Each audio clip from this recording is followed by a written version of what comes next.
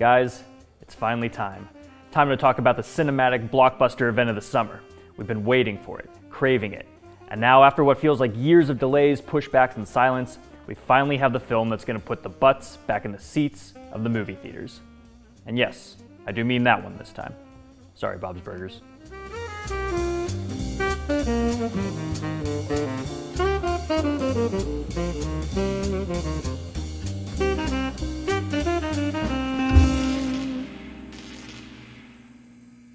Hello and welcome to the Martini Shot. My name is Brandon and today I'm going to be reviewing the 2022 action film Top Gun Maverick. Before I do that, let me be your wingman and whip you up a smoky whiskey cocktail called Smoke in the Air. The term smoke in the air is Top Gun pilot lingo for an anti-aircraft weapon targeting your plane. And by the climax of Maverick, you're going to be hearing that a lot. It gave me an idea to combine the smoke from the heat of battle with every ace pilot looking for peace's favorite spirit, whiskey. What I came up with is a really nice herbal whiskey cocktail that has a really pleasant roasted rosemary nose alongside some green chartreuse and some sweet vermouth to give this cocktail a unique and surprisingly approachable flavor. I can only hope Goose is proud of me.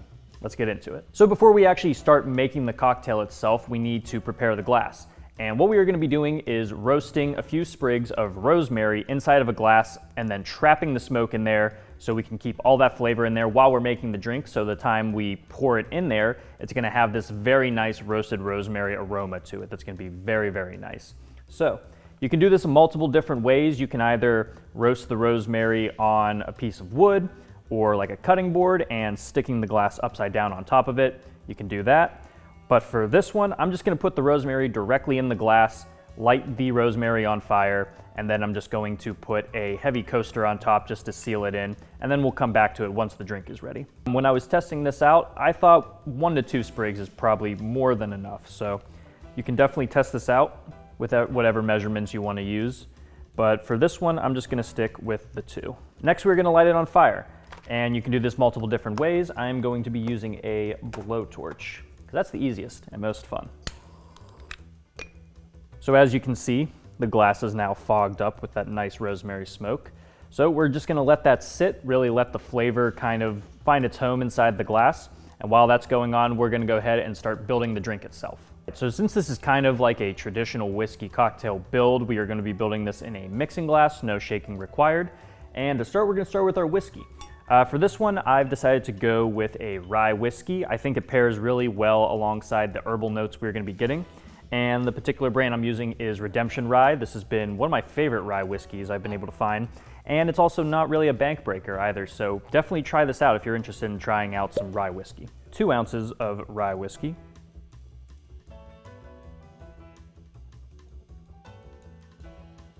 And then next for our herbal notes, we're going to be using green chartreuse. If you never had green chartreuse, the taste is very herbally, like I said. Also kind of hints of black peppercorn are in there as well. It's very, very good, used in a lot of really popular cocktails, one of my favorite being The Last Word. And it's going to add a nice little bit of complexity to this drink. And it is fairly powerful in its flavor, so we don't really need much. So we're just gonna stick with 1/2 ounce. And next we're gonna add a bit of sweetness with some sweet vermouth, just 1/2 ounce.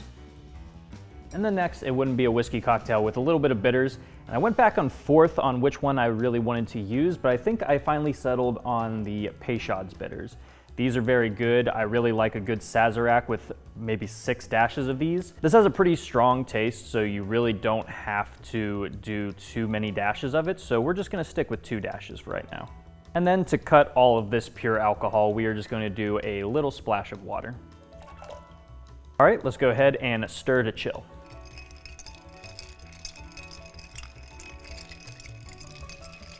All right, so now that we got it nice and chilled, we can go ahead and transport it over to our smoked glass that's been waiting for us. And the next part is completely up to you. You can choose to leave the rosemary in the glass if you'd like, or you can take it out. I'm gonna go ahead and leave it in. It's going to add a nice little bit of aroma, and I just like the look of having some herbs in my whiskey cocktail.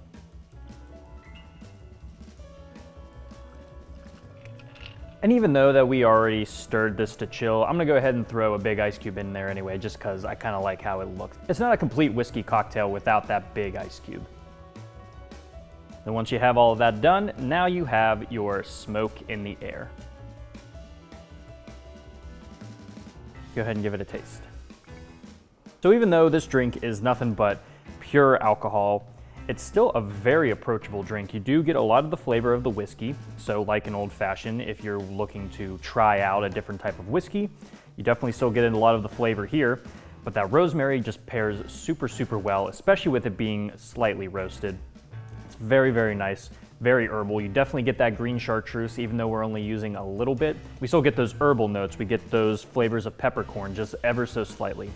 And then the sweet vermouth, you get a little bit of almost that like faint licorice taste, but it adds a nice little bit of sweetness to it. Not too overpowering. If you want to sweeten this up, you can always go the simple syrup route, but I think the sweet vermouth is honestly perfect. It's just enough. And of course the Peychaud bitters, even though we only used a little bit of those, you still get that very unique bitters taste to it. So this is a very all-around complex cocktail. There's a lot kind of going on in there, but it all kind of coincides with it very, very well. I really, really like this one. If you like whiskey, or if you're just trying out a bunch of different whiskey cocktails, this is definitely a good one that you could probably ease into.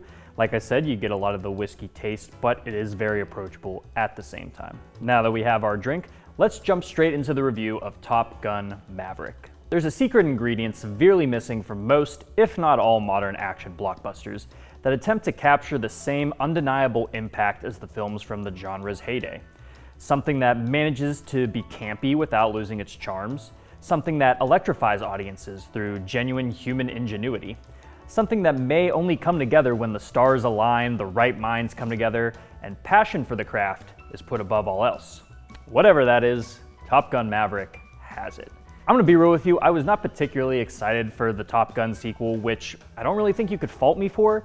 We are stuck in a time where every old pop culture property from decades ago is just clamoring for a sequel or a reboot. At least that's what Hollywood thinks anyway. More often than not, you can see through these films for exactly what they are. Money-making schemes that require the bare minimum effort to capitalize off of your nostalgia. What should also be added is I do not really have any real attachment to the original Top Gun. I definitely saw it at a time when I wasn't able to fully appreciate what worked for it, and further rewatches have proved to me it's just a decent movie with a handful of iconic moments and lines. So with no nostalgia and a general indifference towards the IP, I really, really enjoyed this. It's rare to have a movie come out in this day and age so instilled with the narrative approach of the 80s that can captivate me in a way I didn't think possible anymore. This is one of the best action films I've seen in a good while, yet it's still so earnest to the original film while, in my opinion, besting it at the same time. So what makes this film a success? A few things. I'd be foolish to say that the film wouldn't be of the caliber it was without Tom Cruise. Yes, we all laugh at the Scientology, the Oprah couch jumping, and that one perfectly symmetrical tooth in the center of his mouth. But there's no denying that Cruise is an actor unlike anything left in Hollywood today. The man has more or less carried the action genre through familiar IPs like Mission Impossible and more ambitious movies like Edge of Tomorrow, always finding ways to push the envelope and never settling for the easy route. Before filming, Cruise had all of the actors portraying the new breed of fighter pilots endure a rigorous training process to prepare them for the very real G's they would be experiencing while flying. As executive producer, Cruise is pushed to capture the realism this film needed to blast past the green screen-laden landscape of modern action films, which pays off exponentially. You feel every shuttle loop, every harsh bend, every high-speed pursuit because it's actually playing out on camera. It's incredibly immersive and allows you to feel the intensity of every scene in such an uncut manner. Yet it's not without its grounded human moments. Cruise's Maverick is still as hard-headed and ballsy as ever, but his newfound position as a Top Gun instructor now tests his abilities in a completely new way. Much like the actor portraying him, Maverick is one of the last of his kind, as military forces move towards automation over actual pilots, making Maverick the only one who can teach the new blood to succeed in a mission AI could never do. The newcomers are very much welcome, from the cocky egotist Hangman to the no-nonsense Phoenix, but it's Miles Teller's Rooster, the son of Maverick's deceased partner Goose, that gives Maverick a challenge that no amount of barrel rolling can solve. The emotional tie between the two men leads to some fairly compelling conflict that doesn't come from missiles or bombs, but emotions and feelings. Aww. The film really is a testament to how far movies and the stars have come. The original Top Gun can be a fun time, for sure, but Maverick proves that there's more to it than just dogfights and undeniable gay undertones. Sure, the action and stunts are still at the forefront, which does lead to some thinly written characters and a vague antagonist that doesn't always equate to a clear and present danger, But to say that there's nothing of substance flying alongside these elements would be a huge disservice to the creators. Like I said before, the parallels between the film and Tom Cruise himself can't be ignored. It's a blast from the past that perfectly modernizes itself to go beyond expectations to deliver a good old-fashioned action flick. Tom Cruise is one of the last unabashed movie stars we have left, and this film shows that after all these years, he knows what the people want. Cruise has always been a student of the tape, and now when movies seemingly needed it most, he's showing us all how it should be done. If this was the last thing Cruise did, I'd say it's the perfect culmination of his journey from the first Top Gun to now. Some would say that Top Gun made Tom Cruise, but there's no denying Tom Cruise makes Top Gun Maverick. For my rating, I'm giving this film 4 dog tags out of 5. I'm actually really looking forward to seeing this one again, so who knows, my rating might even change. This is definitely one of my favorite movies of the year, so you should definitely give it a shot. Guys, thank you so much for tuning in to this episode of the Martini Shot. If you saw Top Gun Maverick, let me know what you thought about it down in the comments. And if you like what you saw here and would like to see more, don't forget to like, subscribe, and follow me across all social media channels. All those links are down in the description below. And if you're looking for more movie reviews and movie-themed cocktails, be sure to check out my website, martinishot.blog.